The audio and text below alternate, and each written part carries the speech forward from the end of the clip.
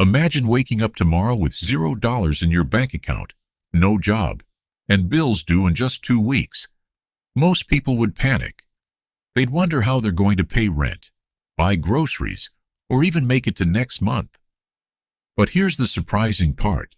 Starting over from zero is a lot more realistic than most people think, as long as you have a clear plan and avoid the mistakes that keep so many people stuck. If I had to start over broke in America today, here's exactly what I'd do. Step by step. The first thing to understand is that going broke doesn't usually ruin people. The decisions they make after going broke often do. Most people make the same mistakes.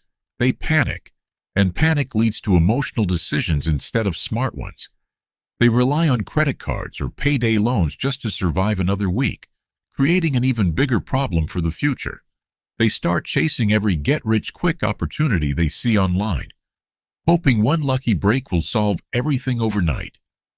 And many stop paying attention to their money altogether because they think there's no point in budgeting when they barely have anything left. Instead of doing any of that, I'd focus on one goal: creating stability. The very first step is to stop the financial bleeding. Before trying to earn more money, I'd figure out exactly where every dollar is going. I'd write down every monthly expense, no matter how small.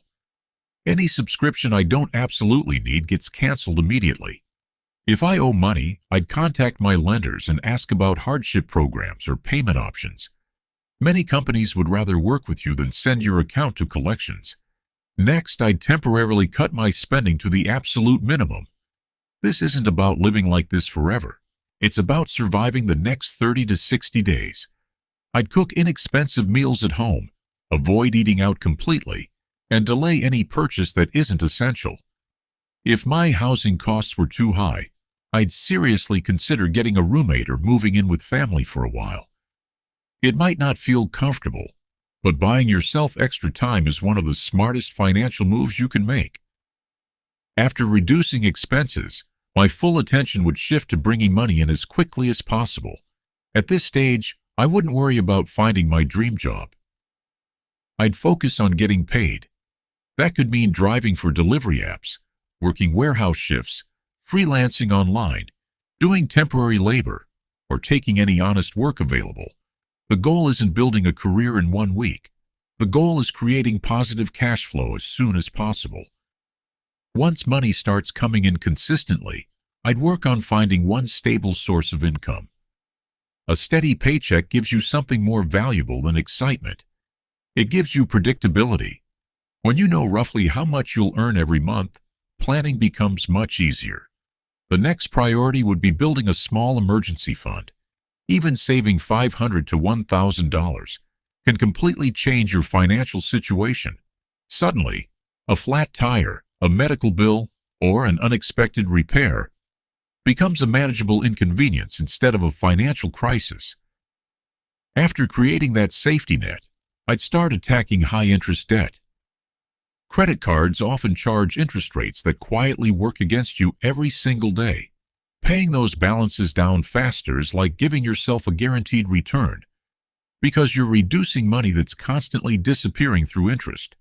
Finally, once my finances are stable, I'd begin investing for the future. You don't need thousands of dollars to get started. Even investing $50 every month into a diversified, low-cost index fund can grow into meaningful wealth over the long term. The most important part isn't investing a huge amount. It's building the habit of investing consistently. Now here's where many people make another mistake. As soon as life starts getting better, they relax too early. They wait for the perfect opportunity instead of taking the next available step. They chase risky investments hoping to recover everything faster.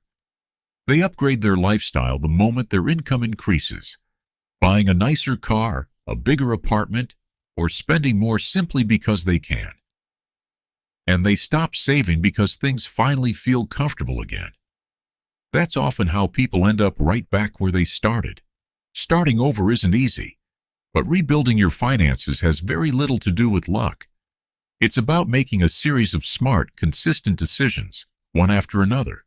First, stop the bleeding. Then reduce your expenses, create income, build stability, pay off expensive debt, and start investing for the future, even if it's only a small amount. Real wealth isn't built overnight. It's built through patience, discipline, and small actions, repeated over and over again. If you found this helpful, subscribe for more simple money strategies explained through easy-to-follow animations.